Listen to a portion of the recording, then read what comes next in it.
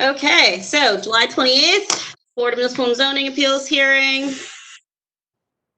James, did you want to do the announcements or should I? I forget which we decided. Sure, I'll take it up. Today, just for the viewing public, we'll have 4 board members today. We are absent 1 board member, but that doesn't change any of the general rules that we abide by. The board will vote on each case and make a decision at the end of the docket. If you would like to be present for that, you can stay on the line and you're welcome to listen in. Otherwise, you can call the BMZA office tomorrow morning after 9 a.m. Numbers 410-396-4301. Again, that's 410-396-4301. You could receive your resolution in the mail within 30 days. We ask that you not do any work. The city asks that you not do any work until your resolution is received. And of course, you not do any work in Baltimore City without pulling the proper permits. We do not have any postponements on the docket today. We do have a number of consent cases. Those are the cases for which the board has concluded that we have sufficient information to grant your request. And so I will call those cases in turn, and we'll hear any staff reports and then resolve the consent matters in order. The first consent case we have is case number 20. Sorry. Let me, before you call the consents, I'm Sure. going to do the WebEx spiel. Please do. Sorry. No, it's fine. Your part made sense. Go first. So first is if anybody who's not speaking can hit mute to eliminate any background noise. So the way it works in virtual hearings, if you are in opposition to a case, there is a raise your hand function on your WebEx. I think if there's more options, you'll see that. So just raise your virtual hand and then we'll know that you're in opposition. You can also send a chat and then that way we'll know you're in opposition. There are some people who called in. If you call in, you obviously can't use the chat or raise your hand feature. So what I'll do after each case, I'll go through the call-in users, just one at a time, and you'll hear 2 beeps. If you want to testify, say so. If not, just stay silent, and then I'll move on to the next one. And if you have any other issues with the WebEx function, you can call the number that the chair gave. It's 410-396-4301. And that's it. All right, back to you. All right, thank you. Again, calling the consent cases. This time we'll start with case number 2020-93, 1443 Riverside Avenue, John Bolster. This is a request to construct a 2-story rear addition with rooftop deck. While we get Mr. Bolster on the line, are there any staff reports for this project? Martin French for the Baltimore City Planning Department. Planning Department has no comment on this application. Thank you. Thank you, Mr. French. And do we have Mr. Bolster? Yes, I'm here. now. All right. Good afternoon, sir. Is there anything you'd like to add to your application at this time, sir? No, sir. Very well. With the board having heard your appeal, we believe we have sufficient information to approve your appeal. Thank you. Thank you very much. You're welcome.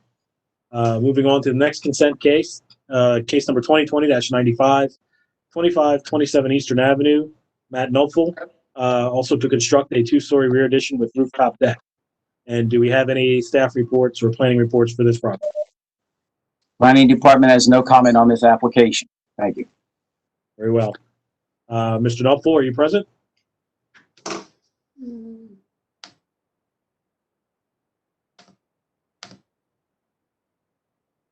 Oh, 1 second. Hmm? Oh.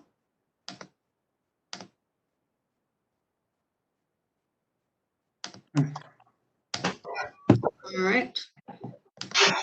He is unmuted. Okay. Mr. Hello? Nopfel, can you hear me? Yes, I can. Oh, great.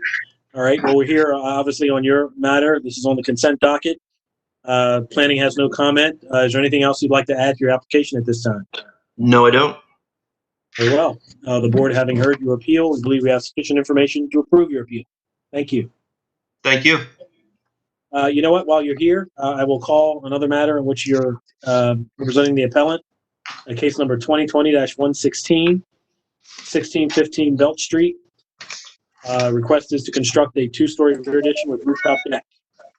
Do we have any staff reports or planning reports for this property? Planning Department has no comment on this application. Thank you. Thank you, Mr. French. Mr. Notful, back to you again. Is there anything else you'd like to add to this application at this time? No, I don't. Very well. But again, with regard to 1615 Belt Street, the board having heard your appeal, we believe we have sufficient information to approve your appeal. Thank you, sir. Thank you. Okay. Next case on the consent docket is case number 2020-101, 1539 South Charles Street. Bill West has a request to construct a second floor rear addition with rooftop deck. Do we have any staff or planning reports for this property? Planning Department has no comment on this application. Thank you. I Mr. Wo- I'm do sorry? not see Bill West on this line. Let me see. I'm going to go to the call-in users to see if maybe he's one of them. Okay. All right. So again, if you're calling in, you're going to hear two beeps. If you are Bill West or the appellant for 1539 South Charles Street, let us know. The first is call-in user 2, whose phone number starts with 443-392.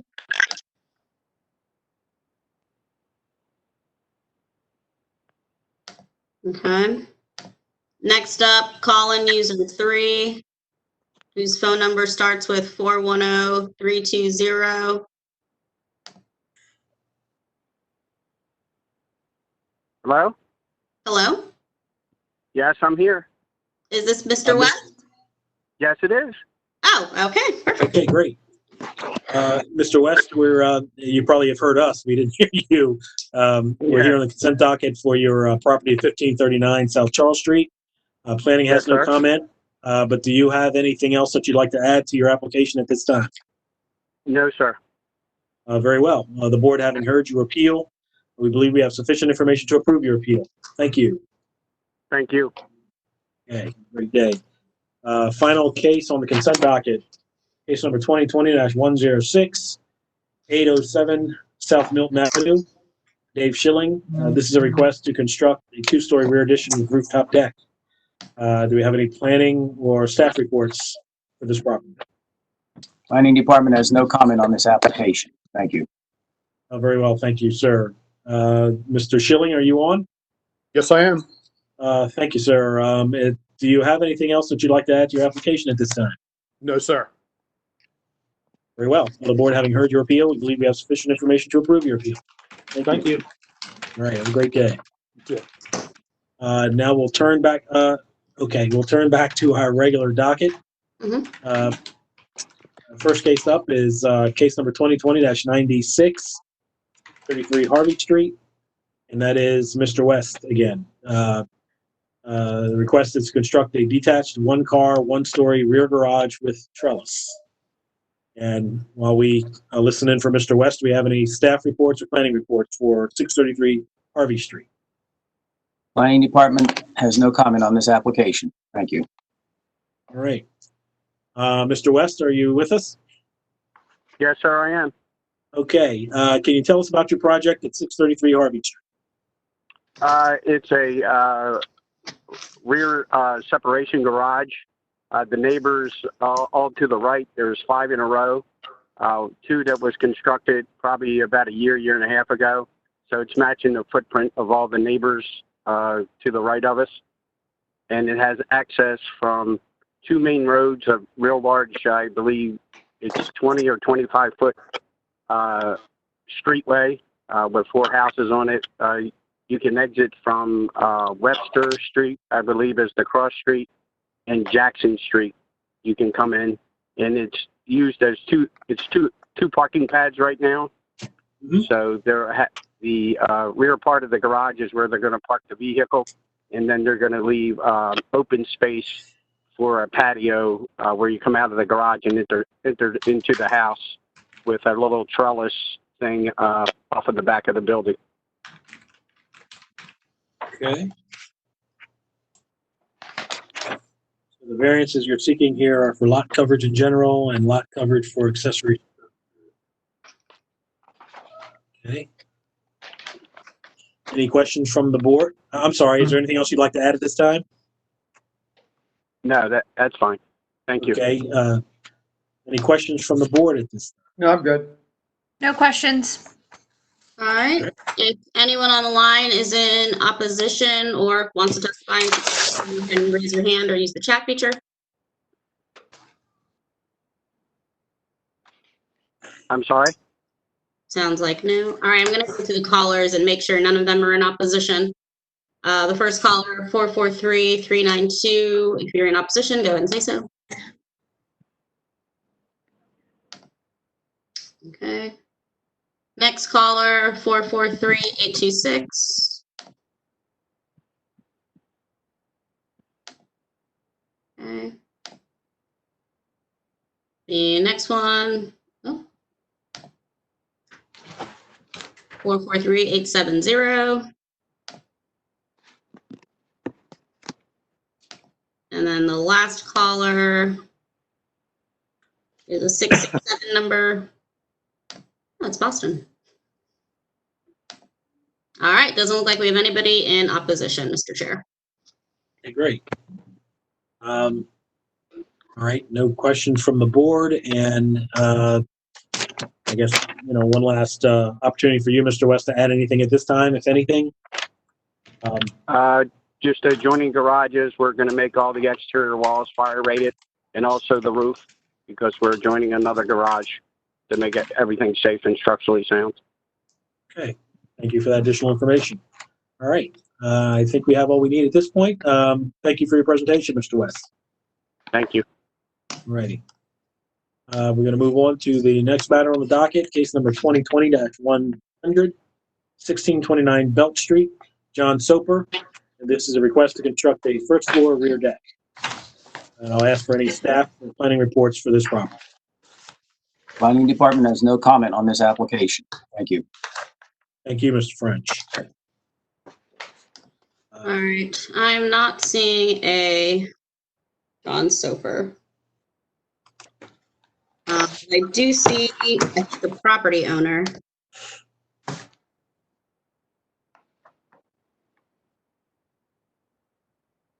All right, so property owner Katie Dunn. I'm going to unmute her and see if she's going to testify in this case. Okay.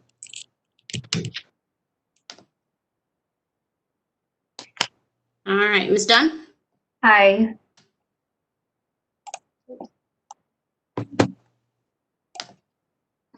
Can you hear me? Yes, we can hear you. Okay. I just logged in. I'm not exactly sure what. I don't think I have anything really to say. I just wanted to hop on. Oh, okay, so you're all Are you right. expecting Mr. Soper to be present on the line to present the project? I'm not sure. I'm not sure if he was or if our architect if the architect was going to be on. Do they need to be? Well, someone has to present the application. Oh. Well, All right, I'm gonna if you go. like, otherwise you can submit, I guess, on the paperwork. But we have here John Soper. Is that the architect or He is the manager? builder. The builder? Mm-hmm. Okay. I will go through the call-in users and see if he's one of them. Okay. All right. First, sorry guys, there's a lot of callers today. First is 443-392. Hello, John Soper. There Hello. we are. Good afternoon, Mr. Man, Soper. You guys would call me? All right. Well, we've got you now, and this is a request to construct a first floor rear deck. Can you tell us about this project, please? Yes. We are doing the rear deck over the parking, so it won't affect any parking in the rear.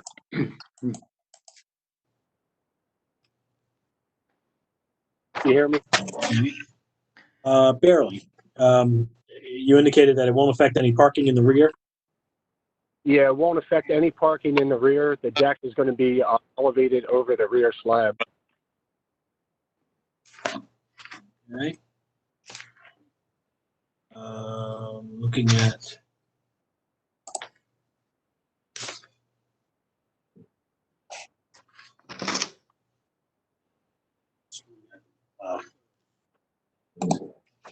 In the meantime, are there any questions from the board on this property? No. No questions from me. Okay. We built multiple decks, raised decks over parking pads in that same block. So it's not going to affect the parking in any way. It's just going to be elevated over the parking pad.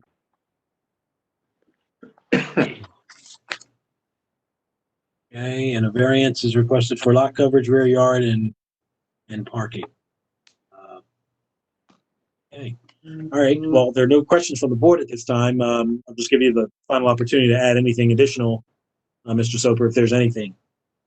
Otherwise, we'll take it up. The only reason that basically that we're doing the variance is because we're coming closer to the property line, I guess the alley. Like I said, probably 90% of the block has raised decks over the parking. This was just a special case, I guess, because it goes a little closer to the alley line. But it, like I said, it doesn't affect any parking or any loss of parking. It's just a simple raised deck over the parking. Okay. Very well. If there's nothing else, we will take this matter up in deliberations. Mr. Soper, thank you for your presentation. Okay, thank you. I guess Lulu, you'll check to see if there's anyone else to. Yep. So far, I don't see anybody's hands raised in opposition, so I'm going to go through the last three callers really quickly. Let's see. First caller, 443-826.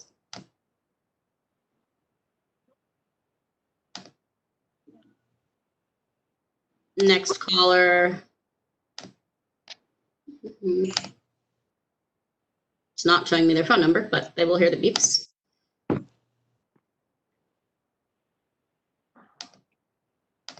As you do that, Mr. Dew, I just want to mention that my screen is frozen. I don't know what the video looks like, but you've all been frozen in place for quite a while now. But at least I have my audio. Yeah, we can't see you anymore. Okay. You just got out of being on Charm City. Yeah, you're all are frozen. All right, so that's all the callers. It looks like no one's in opposition. All right, very well. So thank you for that presentation, and we'll take that one up in deliberations today.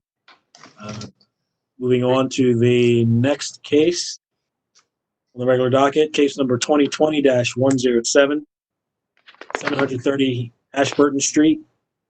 Ms. Hertzmark, this is a request to construct a two-story addition with open-side porch to the south side of the existing building and use entire premises for a residential care facility, 92 residents and 42 staff. So Do you have any- Rosenblatt is going to be testifying for Ms. Hertzmark. Okay. I'll ask for any staff reports and planning reports on this project, to the extent we have any. Thank you. This property is part of the Turk House, existing residential care facility. The applicant has worked with the planning department extensively on both the siting of this particular addition to that building and the design of the exterior of that building and its relation to the neighborhood. The designs for this building have been approved by the planning department, and specifically the ground floor addition would provide a new dining commons area for residents. The second floor level would include a new lounge and meeting area in addition to the new bedrooms that they're proposing. The department therefore recommends approval of this application be subject to the condition that the proposed building addition is completed in accordance with plans and drawings approved by the Department of Planning. Thank you. Thank you, Mr. French. Let me know when we found the search mark. Yep, we found Mr. Rosenblatt's on the line. He should be unmuted. Yes, can everybody hear me? Yes, sir.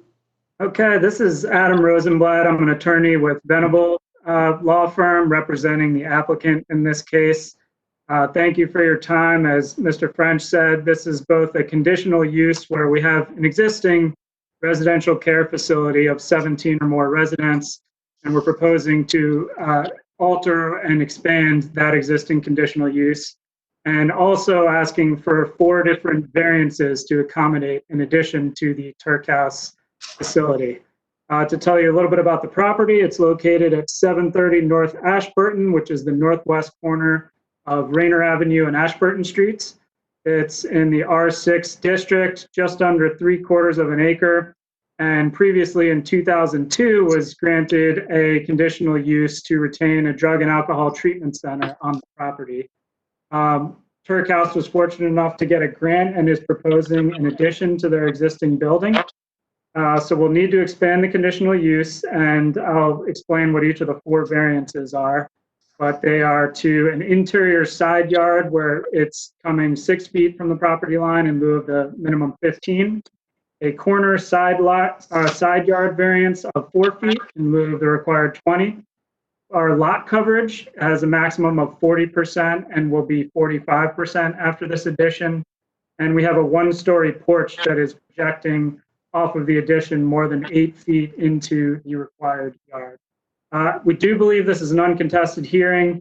I had 2 witnesses on the line, one being Elisa Hertzmark, who prepared the site plan and some exhibits and would testify to the relief and the burden of proof, and also Bernard Foster, who's the executive director of Turk House, who would explain what Turk House is, the value it provides for the community, and why we're proposing this expansion. What I'd like to do is to just kind of quickly try and proffer what their testimony would have been had this been a contested case. And hopefully we can get through this, as I know you have other cases on your docket. So That'll be fine. Mr. Foster, again, he's the executive director. He's been with Turk House for 10 years. He was the clinical director, worked his way up to this position in 2017. Turk House, he would explain, provides behavioral health services, including substance abuse treatment. They have several lines of service, including 1 to 30-day stays, crisis stabilization services, where they try to help patients who are frequent flyers to the emergency department for substance abuse issues. They have halfway house services, and they have multiple sites. There's 1 in Howard County, 4 in Baltimore City. The staff consists of nurses, therapists, physician's assistants, and they deal with addiction issues and mental health issues.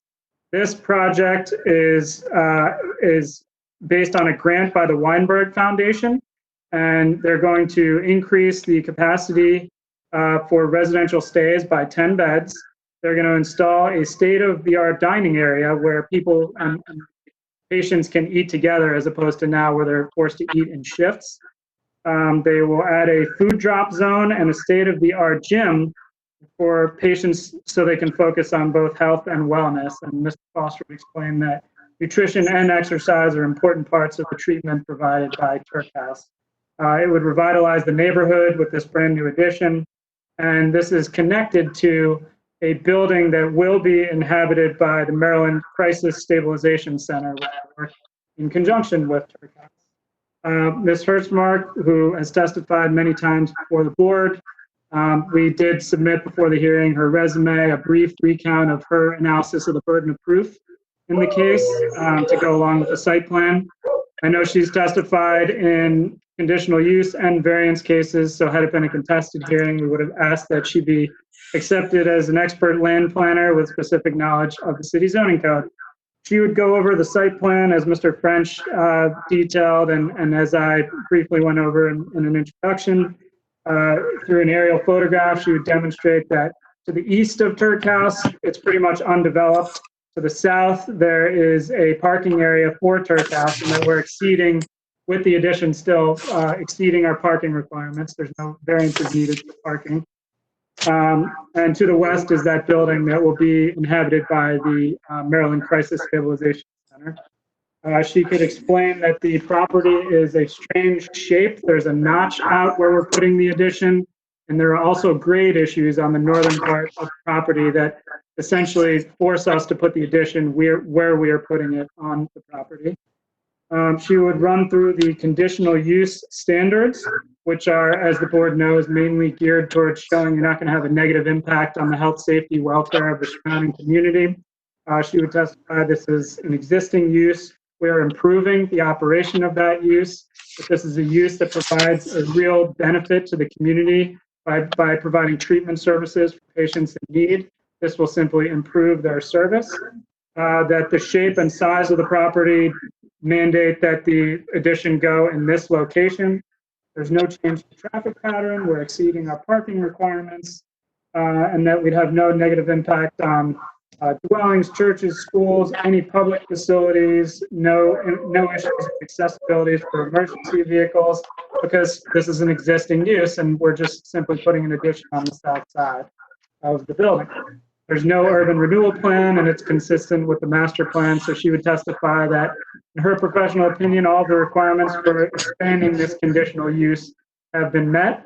Likewise, with the petition for variance, she would run through the 4 variances we could show on the site plan if needed, and she would demonstrate that a practical difficulty will result if the variances are denied, because we have a wonderful opportunity with a grant to a nonprofit organization that provides important services for city residents, and we would not be able to place this addition on the property. So all the benefits from this facility would not be able to be realized. The variance is caused by factors that are specific to this property, such as the notched shape of the property and the grade in the northern part that prevents us from putting the addition anywhere else on the property. We also have an L-shaped, strange existing building, and the shape of the structure is unique. All those factors would create the need for the variances.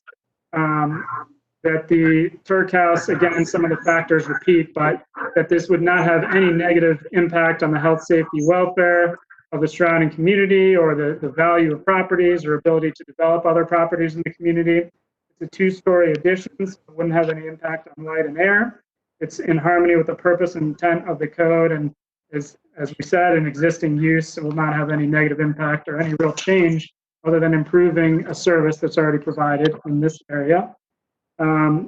We have submitted a number of support letters from the councilman, senator, community groups, and to Turk House's credit, they've really worked with the community so that we believe there's no opposition to this project, and in fact, written support for the project.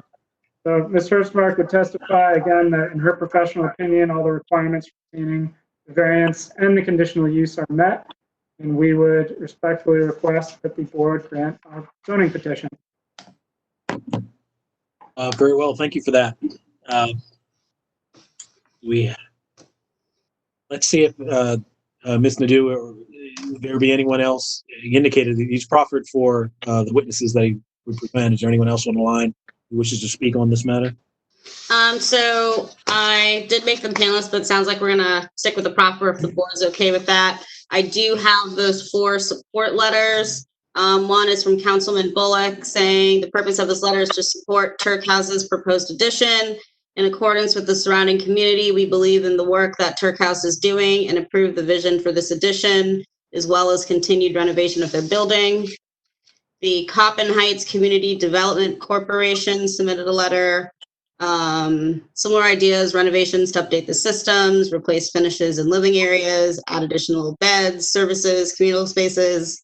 It says Turk House has helped to improve the lives of more than 25,000 individuals, mostly uninsured Maryland residents in recovery from substance abuse. We wish them well on this much needed project. They're a longtime active member of the community. Another support letter from Healthcare Access Maryland. It looks similar to the letter from Coppin Heights Development. And then lastly, from Senator Antonio Hayes, also submitted a letter in support, talking about the work that they do, wish them well in the endeavor, recognizing the critical role of Turk House to support those who are family, friends, and neighbors and find themselves in need of these services. All right, so anyone on the line is in opposition, please raise your virtual hand and we will call on you.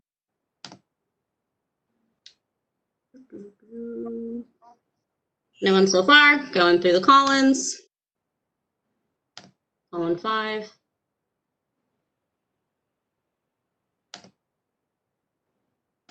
Next.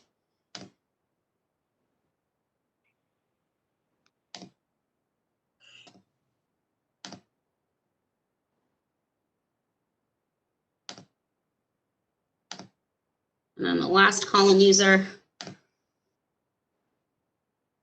This is Sherry. Oh, hi, Sherry. All right, so it looks like no one's in opposition. All right, very well. Thank you for that. Do we have any questions from the board? Let me just say that if the board's in agreement, I think we can certainly accept the proffer from council of the various testimony. I have no issue with the proffer. I'm fine. Okay, great. Are there any questions from the board at this time? No. I don't have any questions. No All question. right. And I'm sorry, I can't see anything on my screen, but Mr. Rosenblatt, is it? Yes, thank you. Yes, sir. Is there anything else you'd like to add to the application at this time? No, we did submit a brief summary of the testimony that I just kind of read over for you. So that was submitted before the hearing. And unless there's any other questions, we will submit. Very well. Thank you so much for your presentation. We appreciate it. And we'll take this matter up shortly in deliberations when we get to that point. Thank you, sir. Thank you for your time. Right. Final case on the regular docket today, case number 2020-112, 219 Alpine Road, Lawrence Huber. This is a request to construct a one-story detached accessory structure in the rear yard, which is an art studio with office and bath. And I'll ask for any staff reports and/or planning reports for 219 Alpine Road. Planning Department has no comment on this application. Thank you. Thank you, Mr. French. BMZA also has no letters. I don't see Lawrence Huber on here, but I do see the property owners, so I'm going to go ahead and unmute them. Okay. Peter and Brenda Knack are the names. All right, you guys are unmuted. Good afternoon, folks. Do you anticipate Mr. Huber or anyone else being on the line to present this matter for you today? Yes. Okay, Okay, we're trying to find Mr. Huber on the line. let's see if he's a call-in user. Give me one sec. So if you're Mr. Huber, when you hear the two beeps, go ahead and say so, and I'll keep you unmuted.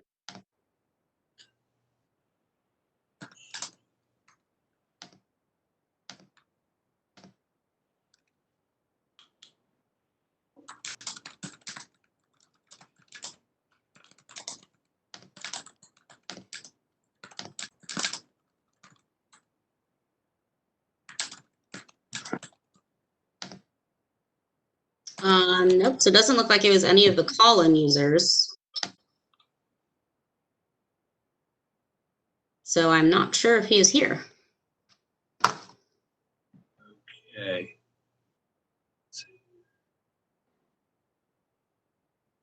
Mr. and Mrs. Knack, are you guys the property owners?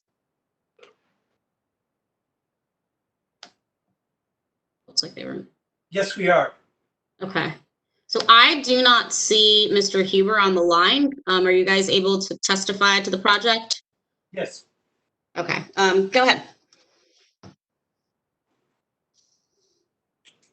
Well, we are planning on, like you said, adding the 4x28 two-room accessory structure to the rear. This would just be a personal space for myself and my wife. It's not a business or anything like that. The only things we would be removing from the backyard would be the previous owner's footers that were for his horse barn and horse paddock. That's pretty much all I have. Can you describe, I guess, the floor plan, like what the inside of the space will look like? Sure. Yeah, it's two rooms. It's a 24 by 28 square, and it would be split in half with a bath on the rear left side. Rear right side, I mean. And it's going to be an art studio and office. Can you tell us like what kind of office, what kind of art studio? Well, I do painting, so it would just be a front room would be where the painting would take place. The back room would just be sort of like a library, storage space, that kind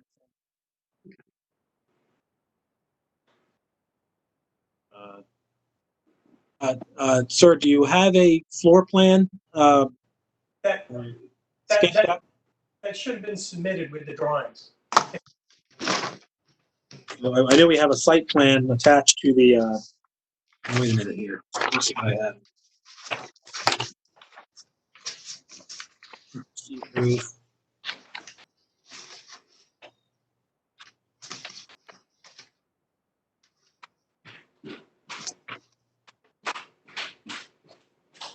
I don't have a floor plan. Yeah, we Right. just site Yeah, I plan. don't believe we. And I ask in the event that you happen to have any of that or a floor plan with you that you could show on the screen. No, I don't have a floor plan with me now. It was, I believe it was submitted with all the other papers when he submitted the application.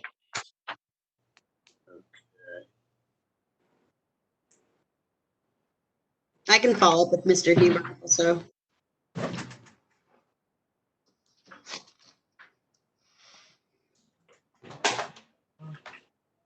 Hey, So go ahead. Go ahead, Ms. Liu.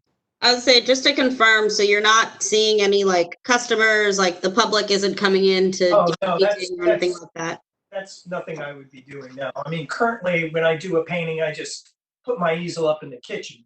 And, you know, this would, allow me to work permanently in the backyard. Okay. So this is really like just another, like an extension of your house, but you are making sure that everybody knows it's an art studio. Yeah. Yeah, okay.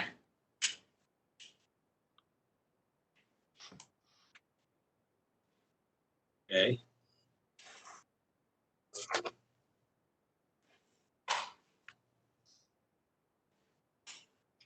Mr. Dew, are there any issues with regard to permitted uses and having such an extension? So art studios and offices aren't permitted, but you can have like a home occupation. Like if it's a space that just the property owners and the people who live there, the family are using, and it's not a commercial space, it's not an additional dwelling unit, there's not deliveries coming in or clients and customers, then that does meet the definition of a home occupation. To read it for the board, a home occupation is an occupation that is carried on in a dwelling unit by a resident of the dwelling unit and is secondary to the use of the dwelling unit for residential purposes. This one is in a detached accessory structure, so it's not like I'm guessing from the site plans, you have to walk outside to get to it. But an accessory structure is considered incidental and subordinate to the main structure. So the board would consider that counting as being within the dwelling unit.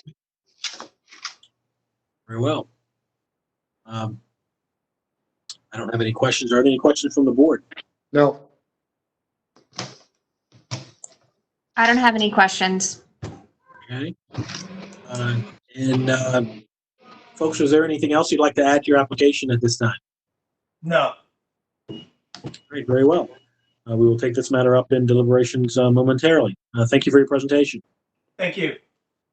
All right. And then final call for anyone in opposition to use the chat feature or raise a virtual hand. Yeah, I probably should have done that first. I think at this point we've heard from all the call-in users, but I'll go through them one at a time.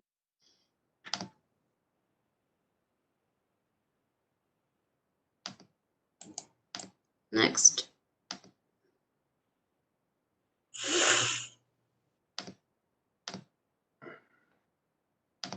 All right, Mr. Chair, that's everybody. Very well.